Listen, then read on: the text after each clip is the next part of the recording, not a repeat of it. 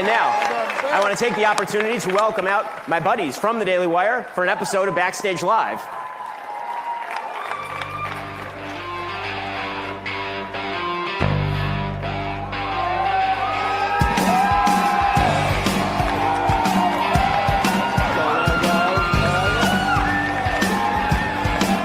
How are you, sir? Good to see you. I'm certain you did that wrong.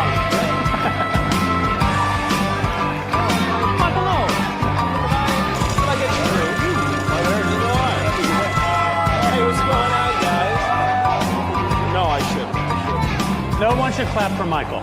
No. It's just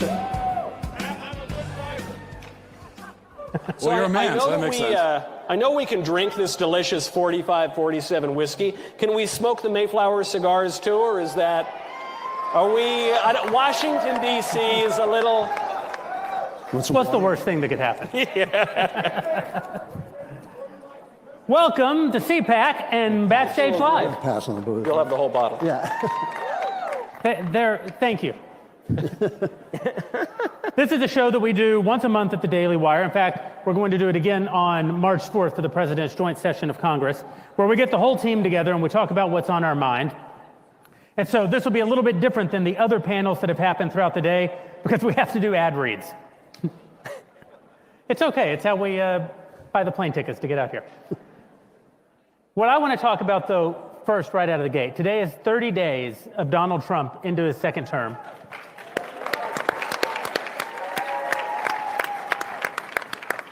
Which means even if you don't like Donald Trump, you're 30 days closer to being the end of Donald Trump. The Democrats must be thrilled. I don't know if they are. I want to talk about all the amazing things that have happened in this first 30 days. One of the most dynamic and energetic beginnings of any presidency, certainly in my lifetime. And since we got all of our pals here at CPAC, let's just talk about how great it's been. Michael. My favorite thing, this is very difficult, because I loved when President Trump Napoleon posted on Twitter and through social. I thought that was great. Loved that. I loved when J.D. Vance gave lectures on Thomistic philosophy to that CBS News lady on television. That was great. But my favorite thing, I think, my actual favorite initiative for the first 30 days has got to be the presidential pardons. I felt politically it was very important for the J6 pardons to go through. But my favorite pardons, though, my absolute favorite, the pro-lifers who were unjustly imprisoned by Joe Biden and the Democrats. They are American heroes. I ran into one of them outside, John Hinshaw. He might be in this room right now. These are American heroes. These are deeply virtuous people. They were trampled on by their government, and Donald Trump rectified a major, major wrong. He deserves a lot of credit for it. You know, if I were to say my favorite thing from Trump's term, number two. I'll get to number one, but number two. You only get one. Well, I got to. My runner-up is Trump at least talking about potentially taking back control of the Panama Canal. That's a little bit of a deep cut, but I think that's an important thing. That's good. And Greenland too. Maybe we're taking Canada. We'll see. We got to get rid of move the Canadians somewhere else, because we don't want the Canadians, but we want Canada. We want the land, not so much the people on it. We'll move them to reservations up in the Arctic, and they'll be quite happy. But my actual favorite thing is what I think is basically the end of the trans agenda of gender ideology in this country. Yeah. This is the fight continues, because the people that advocate for this butchery and this insanity aren't just going to go away. They're going to find a way to continue victimizing kids, and so the fight will continue in that way. But look, with Donald Trump, in just a few weeks, we have banning men from women's sports. We have putting an end to child castration in the hospitals, defining sex as man and woman. And I think that the legal stuff is really important, but just the bully pulpit, having a person in a position of authority who's willing to say the obvious thing, which is that men are men and women are women, which, by the way, is something that everyone has always known. Every single person in the world has always known that. But for a period of time, a lot of people were afraid to say what they knew to be true, because and thanks to Donald Trump, thanks to a lot of people that have been in the fight. But what they needed was someone in a position of power like Donald Trump to say this obvious true thing. And so I think it's the beginning of the end of gender ideology in this country. Andrew Klavan, you have opinions? Yeah, by far my favorite thing about the Trump administration has been the absolute decimation and destruction of the mainstream media. I mean, it has been like that scene in Game of Thrones where the woman has to walk naked through the streets while people shout shame and throw rotten vegetables at her. Except it's been better because it's been the mainstream media walking naked through the streets. And they've just been reduced. And I knew this the moment. No one wants to see that, Drew. the moment the results of the election came in, this kind of blanket of peace passed over me because I realized what had happened, that we'd beaten them. And that was death, Drew. Yeah, that may be death, yeah. But it couldn't have happened without Trump. It couldn't have happened without Trump. But it couldn't have happened without us, too, and all the Joe Rogans and all the podcasters and all the small media that grew up suddenly and exposed them for what they were. And the benefits, the side benefits of this, is it has put a little tiny bit of steel in the Republican Party. These guys, like this much. you know, this place that we're in right now is surrounded by media like this steel bubble, I should call it. And they think when the New York Times says something, it's the people talking. They think, oh my gosh, it's in the New York Times, my career will be destroyed. And now they realize it's in the New York Times, a bird is going to crap on it, and no one's going to remember what anybody said. So far, I've enjoyed this panel very much because we're living up to our sort of reputation at the Daily Wire. Your favorite thing about Trump is us. And your favorite thing about Trump is your movie. Yeah. And Michael's just here for the booze. That's true. And the cigars. And the Mayflower cigars. Delicious Mayflower cigars. Ben, the best thing about the first 30? Well, so by far the best thing that has happened during the first 30 days was that exchange that he had with the Afghan lady reporter, which is one of the great moments in all of media history. And if you haven't seen it, folks, you absolutely should Google it, because it is legitimately one of the funniest things that has ever happened in the history of the media. There's a reporter from Afghanistan who asked President Trump a question in a very thick accent, and he had no idea what she was saying. And he said, "Your voice, it's so beautiful, so melodious. I don't understand a word you're saying. God bless and live long, live in peace." And it's like, wow, he went like full Spock at the end. Like, it was great. So that was great, just as a moment. And there have been many such wonderful moments, including I don't care, Margaret, right, from the vice president. And there are a bunch of like great memeable moments. And of course, Elon is a walking meme, as you've seen. But in terms of actual policy, I think the most important thing that President Trump has done is he has exposed the reality, which is that the amount of power that has aggregated in the executive branch over the course of time is extraordinary, and it is at the behest of the President of the United States. So for two reasons, this is really important. One, because the Democratic Party established over the course of the last 100-odd years, really since Woodrow Wilson, that the executive branch was going to be the predominant branch of American government, and all power was going to be centralized in it: spending power, regulatory power, all of it. And then they basically said, and Republicans can't touch it. When we run it, we'll run it, and we'll put permanent employees in place so that when you run it, you don't run it. And President Trump came in, and he said, no. You've given all this power to the executive branch. Guess what? Guess who's the president now? It's me. And long live the king. And he literally put out an executive order saying, like yesterday, all of you people work for me. And here's your reminder. The executive branch is a branch of government. There is no fourth branch of government that is an unelected bureaucracy, and thus, you work for my agenda. And this is great for a couple of reasons. One, because it means that he's going to be actually able to clean out so much of the rot inside these institutions, and that's what DOGE is in large part. But second, I think it sets up the predicate for, if there is going to be a useful constitutional fight, which I kind of like, then let that fight be about the prerogatives of Congress. Let Congress try to actually go back to the original structure in a fair way, because for too long, Republicans have been playing by the Marcus of Queensberry rules on this stuff. Whereas I say, the rules apply when Republicans are in power, and then they stop applying the minute a Democrat is in power. And President Trump, as I said before, he lives in reality, and for President Trump, there's no set of rules where there are two sets of rules, right? There's either one set for everybody or there ain't no rules. Yeah. And he says there's one set of rules for everybody. I'm the president, and now all you people work for me or you're fired, which is just wonderful.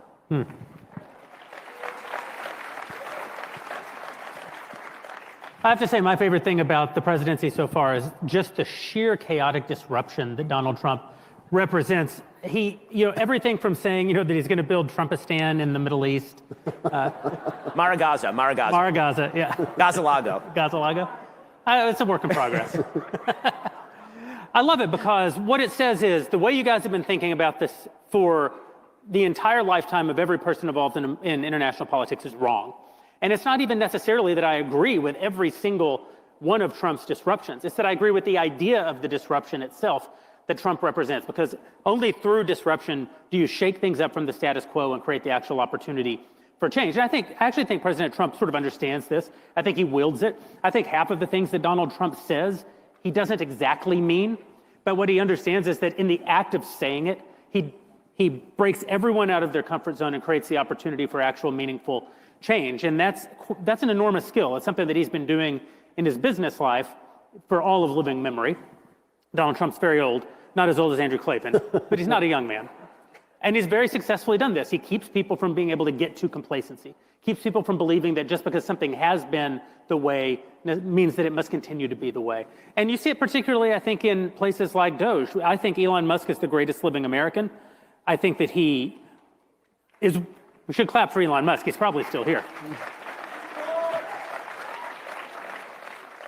He's probably still here, and any one of us at any moment could be the recipient of one of his children. So it's like it's a really important thing to say on Elon's good side. I think Elon's the greatest living American. I think that Elon is one of the only people in the world actively trying to build a future. I think that for too long, the left has been the only ideological movement in the country who believes that there will be a future, and the future that they believe in is one that does not include us. And for too long, people on the right have sort of given up on the idea of a future. We've become a little bit black-pilled, a little bit nihilistic, a little bit conspiratorial and afraid that tomorrow must be worse than today, and which is worse than yesterday. Elon doesn't subscribe to that at all. He not only believes that America's best days are ahead of it, he's actively working to make that happen. And that is what you want in the government.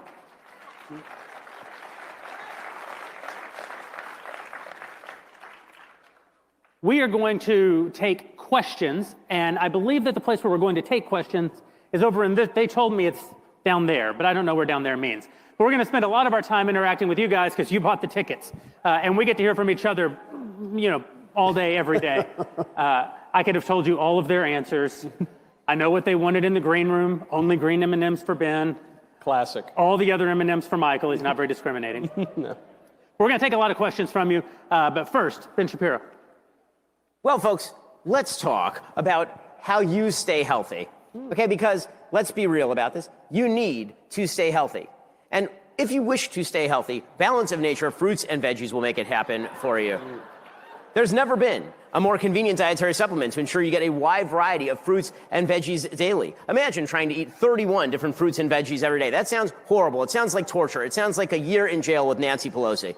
Well, Balance of Nature takes fruits and veggies, they freeze dry them, they turn them into a powder, and then they put them into a capsule. And let me tell you, I can pop those directly into the protein smoothie, and that keeps me looking like a Greek god. I know it doesn't look like that from the outside, but I can promise you that I am absolutely jacked. Well, believe me or don't believe me, that's your choice. But you should believe me when I say that you should take Balance of Nature fruits and veggies every day, and your body will do the rest. Head on over to balanceofnature.com. Use promo code Backstage for 35% off your first order as a preferred customer. Plus, get a free bottle of fiber and spice. That's balanceofnature.com. Promo code Backstage. Thank you for helping, pay our bills and everything. Can I say, Ben, those were the most powerful remarks ever delivered on this stage. Wow. Balance of Nature. I thought it was Hey, you were really sitting compelling. next to the man who called for the eradication of transgenderism from our national polity on stage. Well, second. Right Okay, now. it was second. It was second. Now eradicate ill health from your body forever.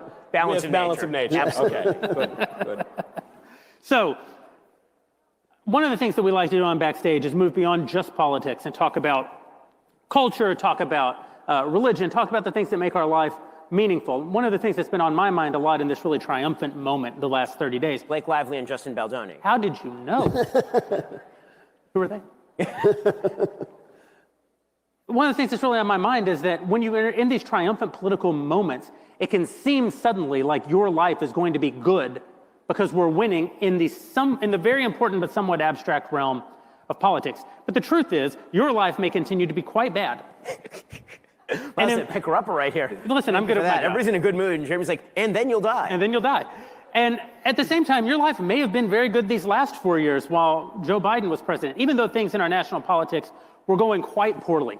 And so I think it's important in these moments to reflect on what are the actual things we can do in our own lives to ensure that we're living lives that are honoring to God, productive for our family, productive for our country. It can't just be that we're watching news on television. It can't even just be that we're actively engaged in politics and being somewhat activists. How are we to live our lives in light of the moment in which we live? You know, there's a big debate that's been on the right, and it's become more emphasized in recent years, and it's actually a very old debate between the classical understanding of freedom and the more modern understanding of freedom. And the way that it's usually summarized is by Lord Acton, who says that freedom is not the ability to do what we wish, but the right to do what we ought. And I certainly subscribe to that view of things. But what that means is exactly what Jeremy was just saying, which is that the ways in which our freedoms have been restricted in recent years, by Joe Biden certainly, and by many liberals, is that he denied us the right to do what we ought to do. He said, if you go to your church, you're going to be spied on by the FBI. He said that if you run a Catholic hospital, we're going to sue you, even if you're nuns. He said if you go pray peacefully in front of a Planned Parenthood abortion mill, we're going to throw you in prison. He was denying you the right to do what you ought to do. You see this in the attacks on marriage, the attacks on education, the attacks on children. We could be here all night listing these attacks on what we have a right to do. Now we have the right to do those things. President Trump has passed a number of executive orders that have really taken the government out of the business of oppressing Christians and families and kids and all the like. But that means that now we have to go to church. That means we have to form our families. That means we have to educate our kids. You know, now we do have the right to do those things. We do have our freedom back, but that freedom doesn't mean anything. It's kind of like with free speech. Free speech doesn't mean anything if you don't have anything to say. So you have to live out those substantive goods in your life.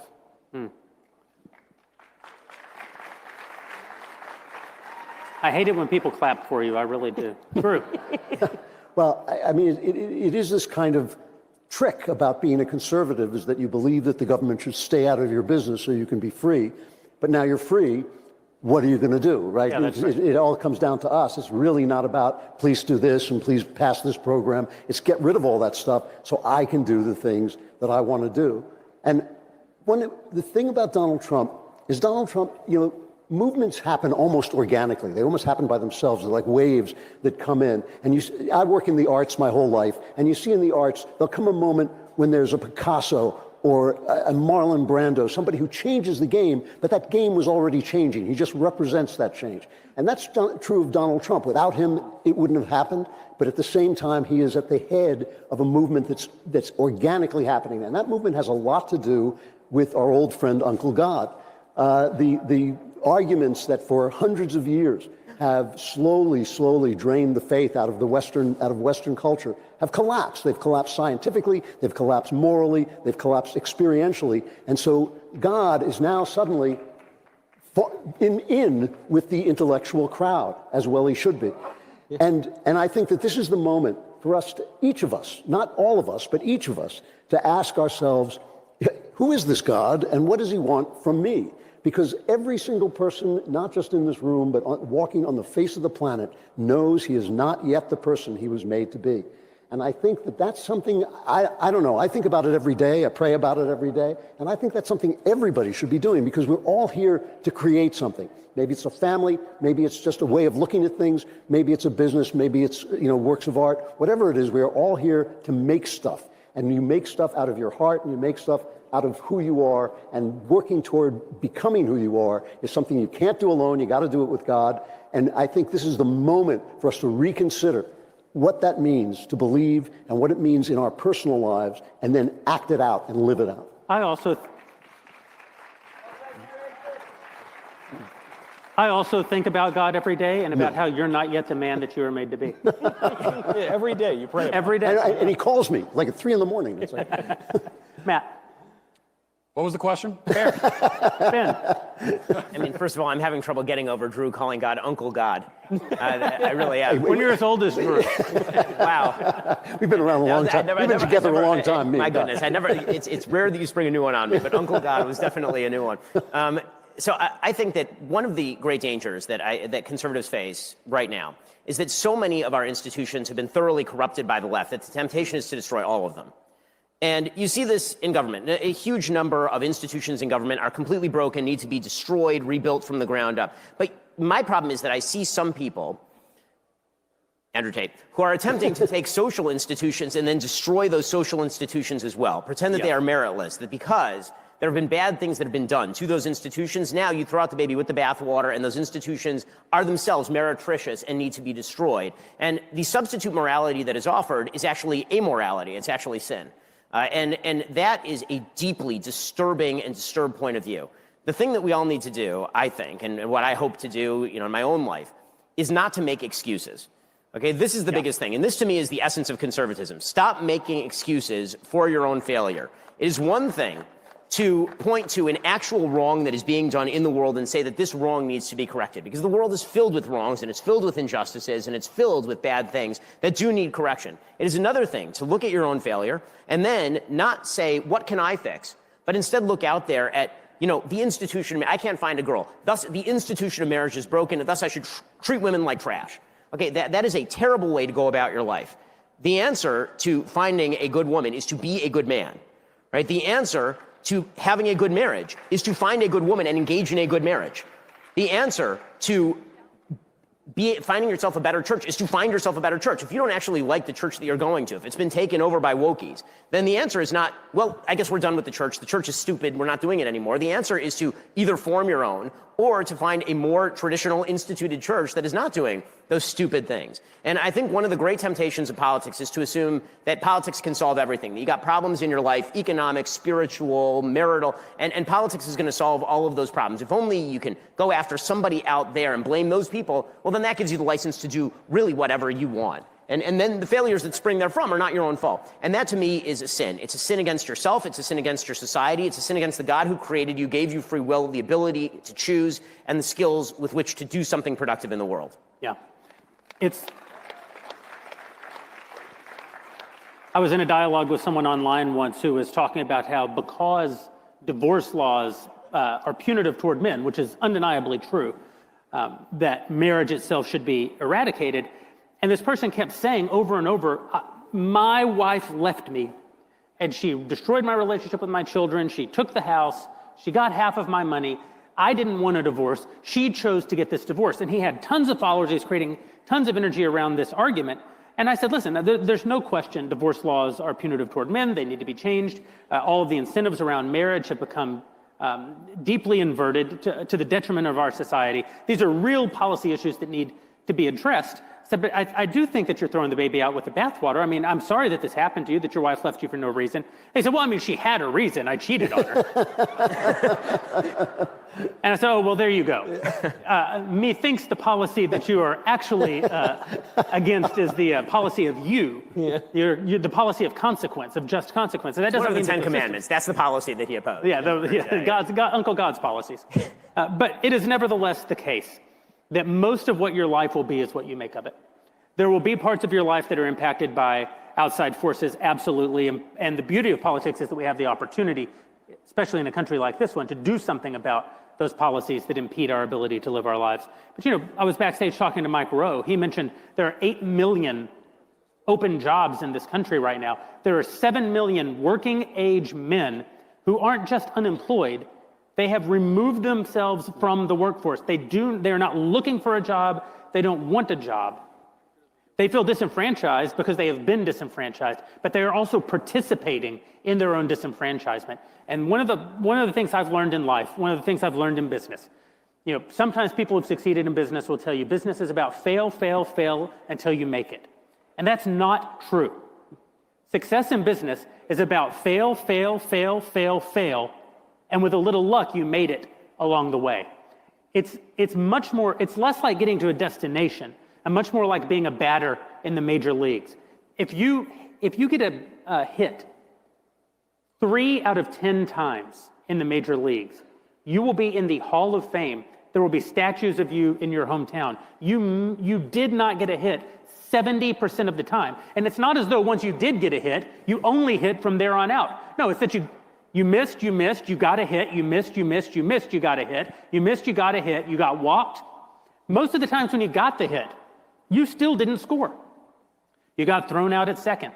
Or the batter right behind you was the third out, and you basically got your hit and got on base for no reason whatsoever. Sometimes you score and you didn't earn it. Sometimes you pop it up, but the infield fly rule goes into effect, and no one even knows what's happening in the game anymore. I lost the analogy, but I'm sure there was... I'm with you. All that matters is that you get back up and keep batting. That's the only difference between, it's not the only difference, but it's the fundamental difference between people who make it in baseball and people who do not make it in baseball. And it is true in business, and it is true in your marriage, it's true as a parent, it's true in almost every aspect of your life. It's your ability to take life as it is, not as you wish it would be, to take the hard parts of life and to keep getting back up and to keep doing your job. Well, speaking of the hard parts of life, taxes, folks. So, am I right? Taxes suck, right? They're bad. That's why President Trump just fired everybody at the IRS. He actually did. He just fired like thousands of people at the IRS. Well, unfortunately, you don't have a choice. I'm sorry to tell you this. April 15th, tax day, is just around the corner. And don't think that just because Trump and Elon are going through and basically making all these people unemployed, that you're not going to have to pay your taxes. You eventually will. But you don't have to worry about your tax issues with Tax Network USA. Woo! You see where I was going with that, folks? Did I project it? In any case, Tax Network USA has a preferred direct line to the IRS, meaning they know exactly which agents to deal with and which to avoid if you get in trouble with your taxes. With proven strategies to settle tax problems in your favor, whether you owe 10 grand or $10 million, Tax Network USA's attorneys and negotiators have already resolved over $1 billion in tax debt. You should talk with their strategists today. It is free. You don't need the threatening letters. You don't need to look over your shoulder. You can protect yourself from property seizures and bank levies as well. Do not let the IRS control your future, and don't count on the IRS agent who's in charge of your case suddenly losing their job. Maybe it'll happen, God willing, and the creek don't rise, but that eventually they're going to come after your taxes. So you should call 1-800-958-1000 or visit tnusa.com/dailywire. Again, that's 1-800-958-1000 or visit tnusa.com/dailywire. So, clap for right, the it's the best part of the show. It's an ad. I mean, that's what we all love, correct? We like to take questions from our Daily Wire Plus subscribers during our Ben Key show. They're the people who make it possible for us to keep, alongside our advertisers, to keep doing the work that we do over at Daily Wire. But today, we want to take questions from you guys. Ben has a policy that if you disagree, he would like you to come to the front of the line. I have precisely the opposite policy. The more sycophantish you are, the more I want your questions. So please, if you like me or even love me, front of the line. We'll take our first question. Awesome. Thanks, guys. My name is Luke Rexing, and I am actually a subscriber. So thank you for what you do. I am also getting into cigars, so haven't tried one of those yet. Tonight's the night. Out there. Yeah. Pass this Baby? back. Yes. Let's go. Thank you. You can just Venmo me for about $15 for that. Sounds good. That's fine. Whenever you have a moment. Please be 18. 23. I think it's 21 now. Oh, Yeah. But my question is, as a young conservative who wants to focus on a new business and an entrepreneurial spirit, how should I go about integrating my views into my business? Ben. Well, I think it depends on the kind of business that you're founding. So, I mean, there are certain things that are just baseline conservative, like be honest in business and don't try to cheat people, right? In my faith, the Jewish faith, you may have noticed, it says that the first thing that God is going to ask you after you die is, were you honest in your business dealings? It is one of the things that Judaism teaches. As you know, we like the money. In any case, when it comes to actually forming a business, the hard part of business, and Jeremy can talk about this more than I can since he does a lot of the hiring and firing, is actually being cold-blooded enough to look at what's working and what's not. You're not doing anybody any kindnesses by keeping people in the wrong position for too long. That's the hardest part, I think, of doing business, is the difficulty in extricating yourself emotionally from the business to do the efficient thing. But it is important that in order for your business to be a success, in order to be able to employ other people and provide goods and services at a market rate, that you actually make those hard decisions. And again, I think that requires a certain level of emotional remove. And you have to understand that you're actually, again, not doing anybody any favors by keeping them in a position where they ought not be. And that does, I think, also include the reality that you have to, I think, take the blame on yourself if you hired the wrong person, right? Usually if an employee fails, if somebody does something wrong at your company, it's probably because you put the wrong person in the wrong position to succeed, right? That's sort of your job as a company, is to put people in the right position to succeed. And so that I think is the hardest part. Could I also say one thing, that you're integrating your values into the business, and I don't know what your business is. Maybe you said it, I haven't been paying attention to the questions today. Said that, no. But so integrate them as in, like Ben said, you're living according to your values. What I think you don't need to do and probably shouldn't do is say, well, this is my business and this is the conservative version of this business. We're the conservative fill in the blank. You don't need to be that. Just do the business and do it well. And if you're living according to your values, then you're already, the conservative version of that business. Sounds good. Thank you, guys. Thank you. Hey, my name is Christy Clark, and I'm actually asking this question for my 14-year-old daughter, who's at home watching right now and absolutely loves y'all. She watches you all the time. I have to turn her TV off at night. Matt, super uncomfortable movie. Absolutely loved it. I don't know how you sat there and did that, but that was amazing. It's because as Jeremy's pointed out, it's because I'm a sociopath. It was insane. That's how. That's my secret. But my question for my daughter Belle is, she wants to be just like you. She's 14. She's charging that way of doing this type of thing. Absolutely wants to do this in life. And how does she get started, even at 14, in the world that we live in, where she is pro-Trump, pro-Republican? What does she do at this age to be you one day and take over Daily Wire, Ben?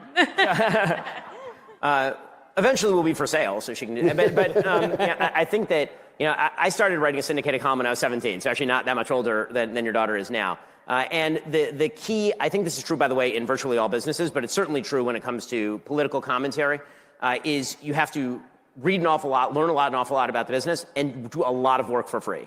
There's no such thing as a person whose success in literally any business who was not a failure for a very long time before they were a success, right? Everyone who's an overnight success was an overnight success 10 years in the making.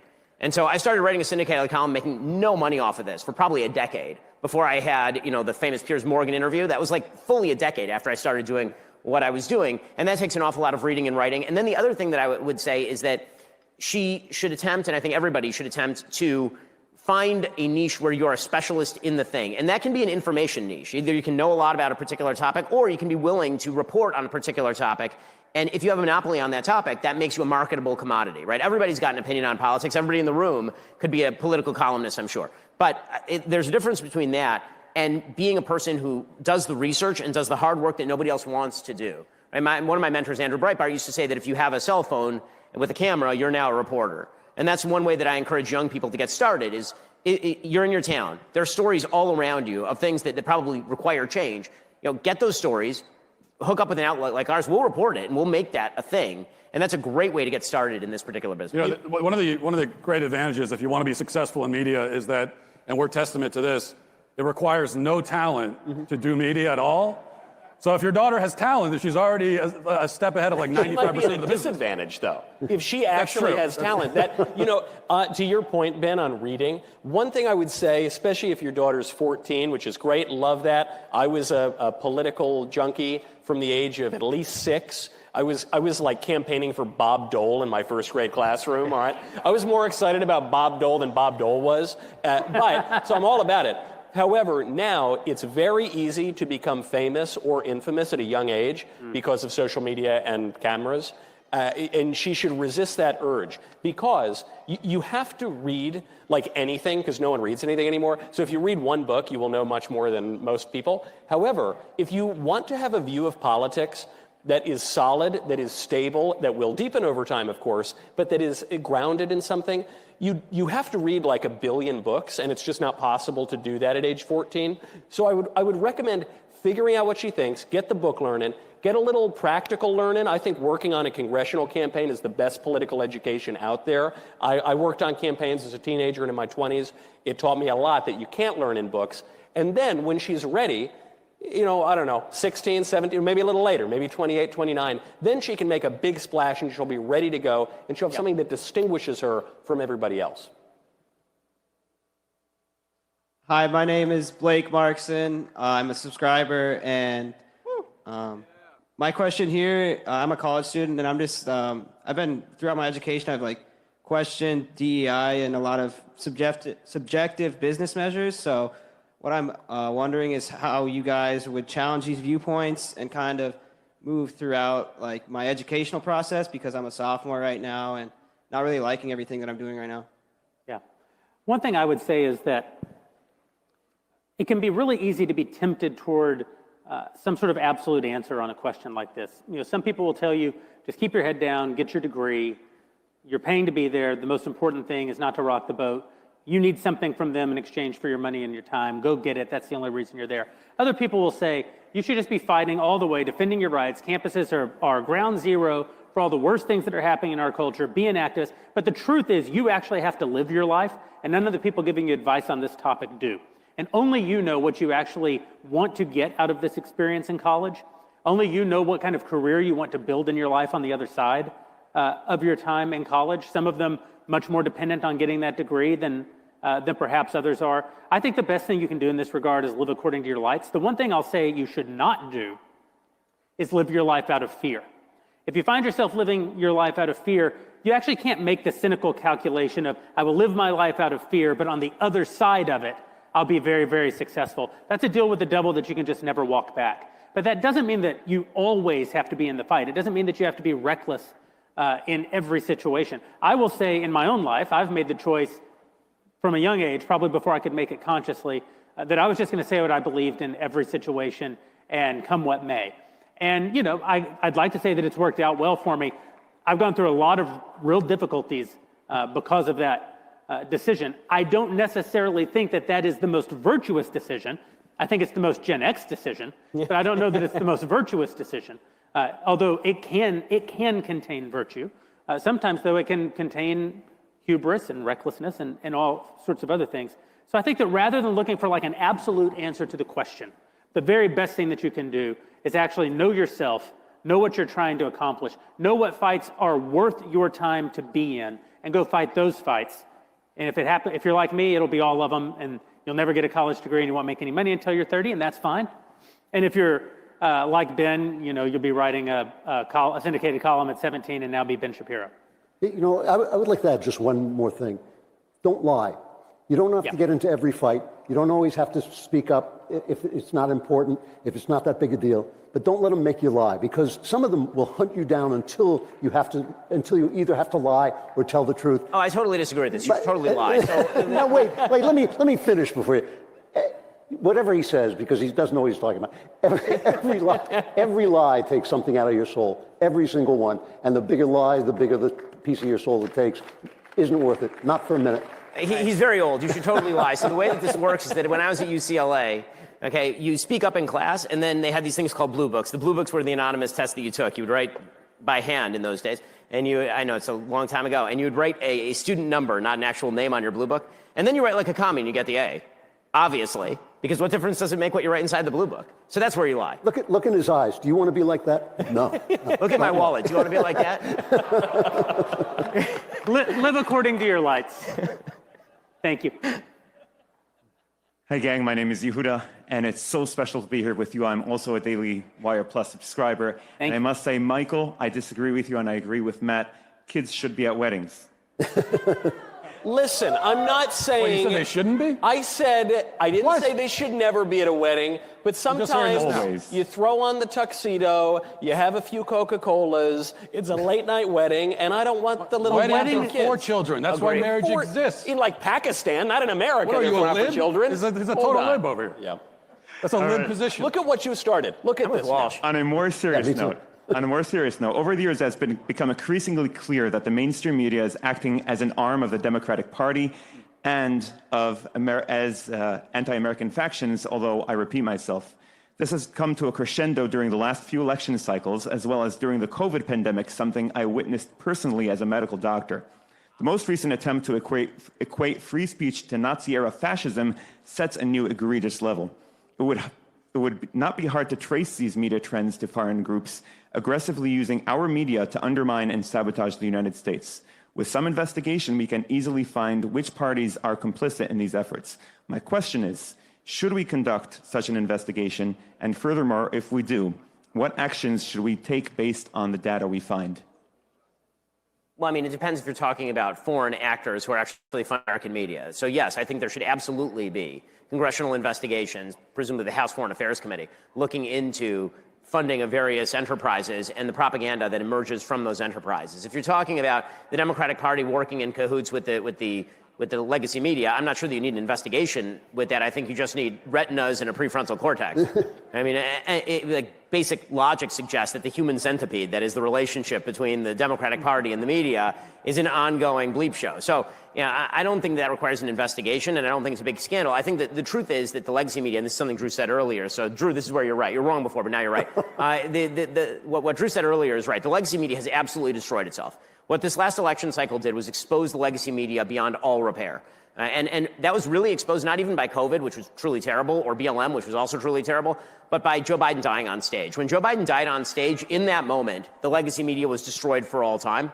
And I don't think that they're ever going to be able to recover it. And you can see it in the numbers. People do not trust the legacy media. It's irrecoverable. The Washington Post is never going to have a majority of Americans that believe it's trustworthy again. So I'm less worried than I've ever been about the power of the legacy media. And I've spent most of my life worrying about the legacy media. You know, Ben, you said something there. You mentioned human centipede. You were evoking images that are disgusting and obscene. And I want you to get your head out of the gutter. And I want you to get your minds on the gutters when I tell you about Leaf Network right now, okay? Leaffilter.com. Thank you so much. Good night, folks. Leaffilter.com/backstage. Does anyone here own a home? We got some homeowners here. Oh, yeah. Do other people want to own homes when the interest rates come down and anyone can afford anything again? Yes, there are many people who want to do that. You can protect your home. You can never clean out gutters again with Leaf Filter, America's #1 gutter protection system. Schedule your free inspection. Take advantage of the Spring Spectacular Sale with up to 30% off your entire purchase at leaffilter.com/backstage. If you're like me, you're brimming with virility, but for whatever reason, you don't want to get up on the ladder and clean the gutters all the time, I got your solution. 30% off, leaffilter.com/backstage. See representative for warranty details. Can I say, Bravo. it's in times like this that I'm really glad that I'm so bad at doing ad reads, because I don't have to do this ad read on stage at CPAC. But Spoiler alert. Hi, my name's John Hinshaw. Mr. Knowles referenced me before. I was one of the Washington pro-lifers who was sentenced to 21 months in jail, and we thank President Trump for pardoning us so that we're free and we can be here.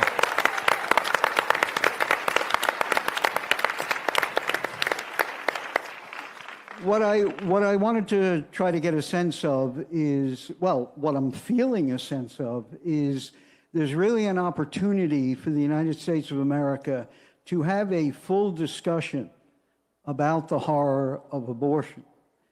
We started to have it in the 70s. I'm an old man, I remember it, but a lot of people here don't. There started a discussion, and then Roe v. Wade happened. And aside from all the lives that were lost and all the women that were destroyed, there was also the complete cutting off of discussion about abortion. And the media has kept it that way, our courts.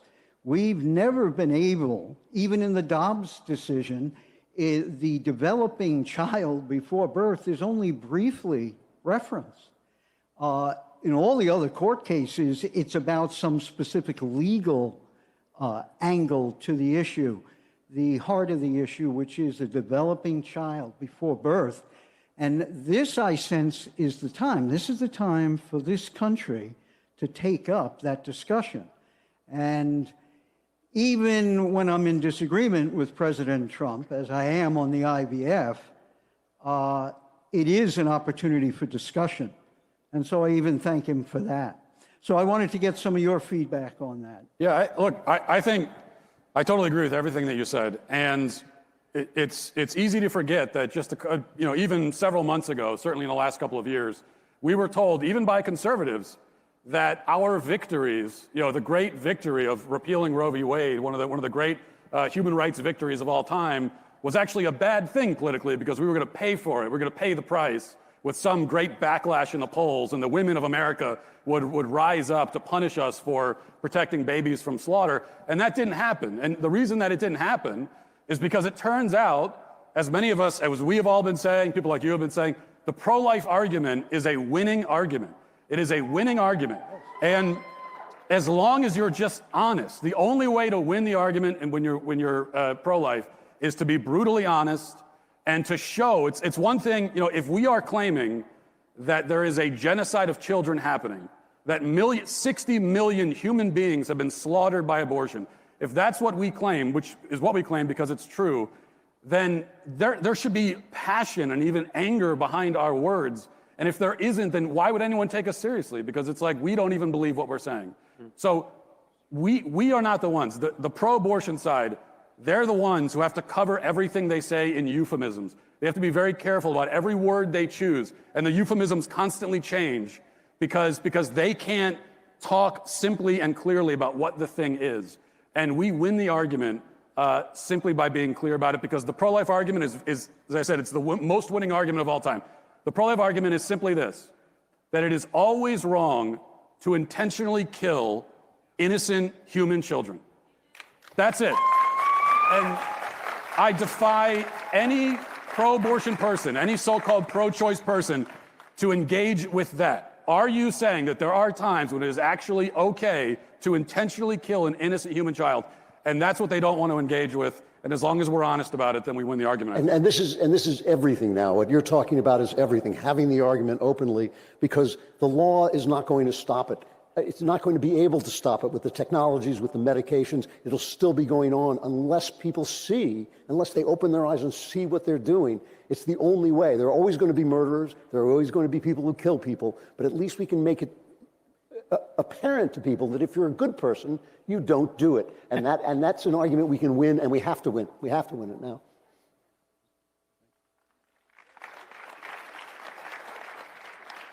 Hi, my name is Erin. I'm a college student. College is woke now. So what would you say to me as trying to represent who I am, just like you guys do every day? I couldn't quite hear that. I couldn't hear a word you said. Yeah. Oh, You have a beautiful, mellifluous voice. I meant college is woke, and I want to pursue what I love, just like you guys do. What do you do when you have that thought in your head? It's like, pause. I need to keep doing what I love to do. Well, I think that I'm very famously anti-college. I think that most people should not go to college. Thank you. Me too. I think that, if you want to be a heart surgeon, I think there's a strong case that you should go to college. But I think most people who are getting, bachelors of fine arts should not be getting them. And you might say that in a better world than this, those degrees are useful to society. Back when we taught things like the Western canon, back when we taught things like philosophy, perhaps a liberal arts degree actually did prepare, people who aren't going to go into very specialized fields. Nevertheless, those degrees and that experience could prepare them for their life as productive citizens. We don't live in that world anymore. You're not going to study the Western canon if you go to college. And so unless you're going to do something very particular, I would go get a job instead. The thing that you have to do in this life, God said, everybody likes to focus on that. On the seventh day you will rest, but the part that he said right before that was 6 days you will toil. Go to work. I see your point, Jeremy, which is that for 99% of colleges and in 99% of classes, maybe even within colleges, you're not going to be able to get that great education. I disagree with my fellow conservatives they sometimes say, only go to college if you're going to study engineering or if you're going to study business or something. I think that's the exact opposite reason to go to college. You should just get a job or an apprenticeship or go to trade school to learn a job. That's great. That's awesome. There's totally a place for that.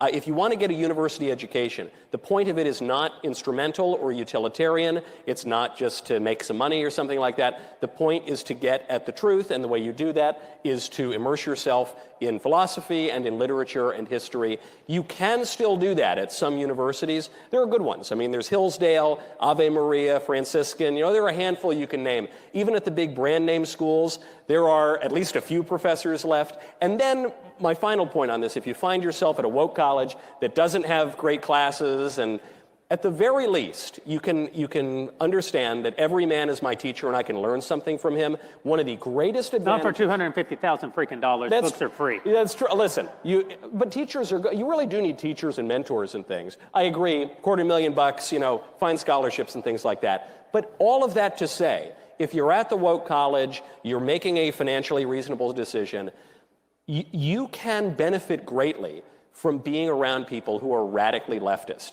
because you can understand their arguments much, much better than they understand your arguments. It will give you an advantage. That is how we win back culture. It is how we make the best of our— Hold on a second. Is he?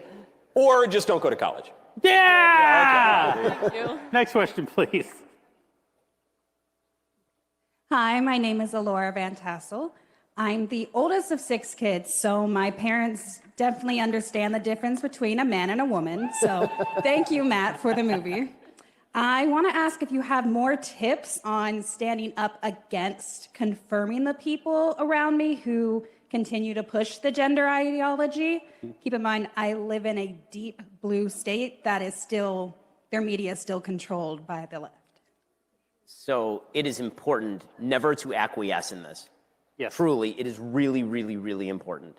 And you're not doing anybody any favors. You know, harsh truth is still better than kind falsehood. And telling somebody who is obviously suffering from a mental condition that in reality they're a member of the opposite sex is not doing them any favors at all. You wouldn't do it in any other circumstance. You would never say to an anorexic person, actually, you know what, you're totally right, you're really fat, when they're actually underweight by 40 pounds. You would never ever tell somebody who is suffering from severe depression that actually maybe you're right, maybe suicide is the proper answer, you know, maybe you're thinking this through properly. And so the idea that you should confirm somebody in what is an unhealthy delusion is wrong. Now, is that going to make friends? No. Is that person going to necessarily want to go out to dinner with you? No. But they are going to remember in the darkness of the night that there was somebody who was telling them the truth. And that is really, really important, because if no one tells them the truth, then they're never going to understand that the other answer was always there, which is that maybe this is not a body problem, maybe this is actually a brain problem. And you know that requires different thinking about these issues entirely. And of course, Matt is the expert on this particular topic, because not only did he make a movie, but I've heard he's a woman. But I mean, look, I think Ben covered it well. I mean, the most important thing, and also to go to Drew's point earlier about never lie. And so you don't have to go looking for confrontation. We tend to be confrontational people. It's part of our job. We're kind of wired that way. And so if you are and you want to go out and look for that, then I mean, God be with you. But you don't have to do that. And you don't have to go jumping on every grenade that you find in the room, but it's just, don't play the game, don't acquiesce, don't play the language games. That was the big mistake that was made culturally, even among some conservatives back several years ago, where they started playing the language game and they said, well, I just want to be polite. And once we start putting politeness over the truth, then you've already lost. And so don't do that, and you'll be fine, I think.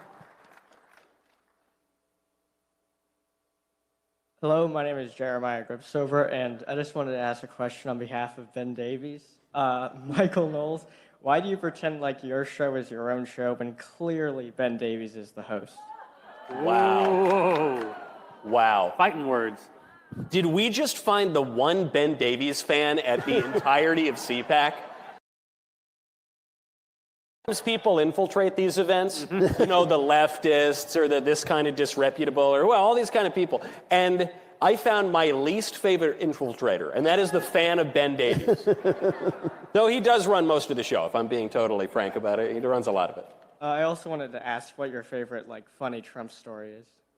Well, my favorite what story? Funny Trump story. My favorite funny Trump story, like a personal Trump story, or I haven't really interacted with the man all that much. However, there was one great time when I can't say I wrote a book, but I did a book called Reasons to Vote for Democrats, a Comprehensive Guide. We have scholars in the audience, I see. That's great. A blank book. Ben Shapiro blurbed it as thorough.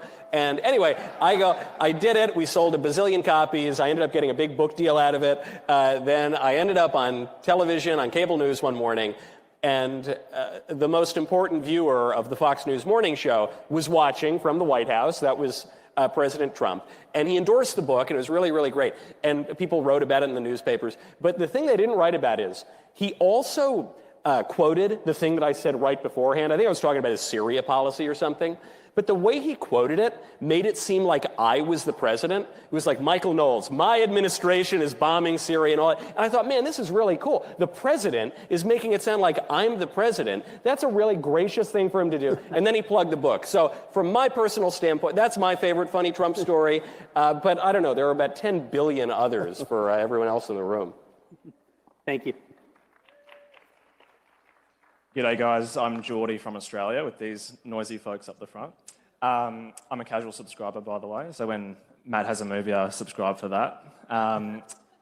Question to Michael Knowles. You offered me some whiskey just before. Do you have a spare glass up there? Mm-hmm. Okay. Of the 45, 47 whiskey? Yes, please. Yeah. Yeah, do we have an extra glass? Do we have like a cannon that I could blast? I haven't had a single sip. There you go. This is your whiskey now. Thank you. I'll put it, here we are. Wow, this is great. We're giving people booze, we're giving them... Is this legal? This is certainly not legal. Yeah. I'll walk it down.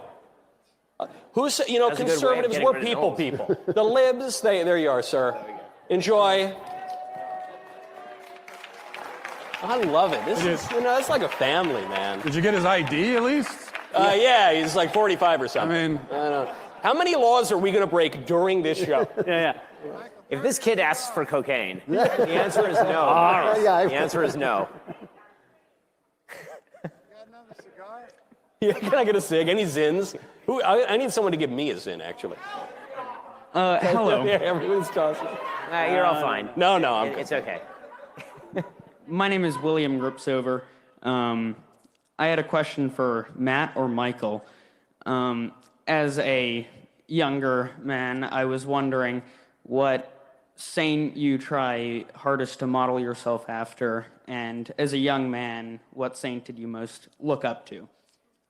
I'll go to the New Testament, and St. Paul has always been probably the saint that I've felt the most connection to. I wanted to choose that as my confirmation name, but Paul Walsh just didn't think it sounded right, so I couldn't do it. But the thing I like about St. Paul, I mean, obviously some of the most beautiful words, some of those beautiful insights ever written can be found in the Pauline epistles. But also, I guess I could feel a certain connection to the fact that Paul was, when you read the Pauline epistles, he was quite blunt in the way that he talked to people and the way that he addressed issues. And to me, it's a real rebuke of the kind of nicey nice, Mr. Rogers sort of Christianity that we've gotten fed to us, force-fed to us over the last several decades. Because then when you go, and even if you read the Gospels and you read the way that Christ dealt with hypocrites and dealt with corruption, you also find that it's quite a bit more aggressive and blunt and direct. Not mean-spirited, certainly, not hateful.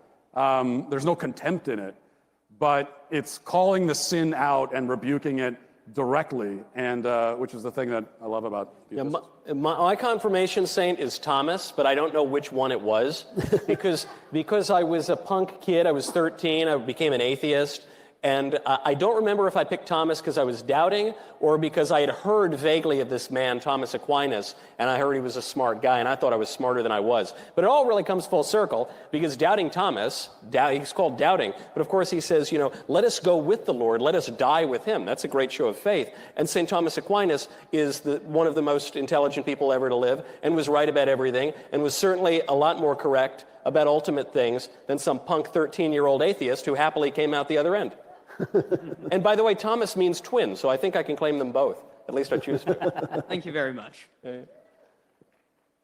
Hello, my name is Harley. I'm a huge fan, but I wanted to ask, what do you have to say about the gender ideologists that use intersex people as a pawn for their trans agenda? Ben? It's a massive category error. So when you're talking about people who are intersex, these are people who have some sort of genetic disorder in which they develop differently than, say, XY genetics because the SRY gene has crossed over, for example, or where they develop secondary sexual characteristics that are not in line with their genetics. This does not make them a separate sex any more than a person who is born with a third arm would constitute a separate class of human being called the third arm people.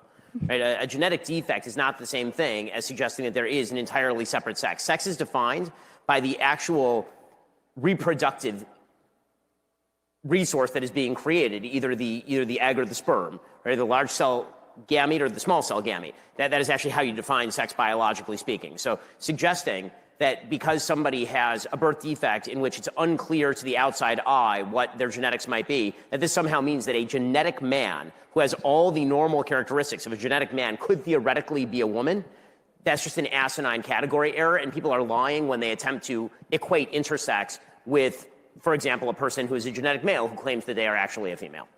Guys, thank you so much for spending time with us tonight. Enjoy the rest of CPAC and enjoy the next 4 years. They're going to be great. Thanks, everybody. Thank you. See you guys.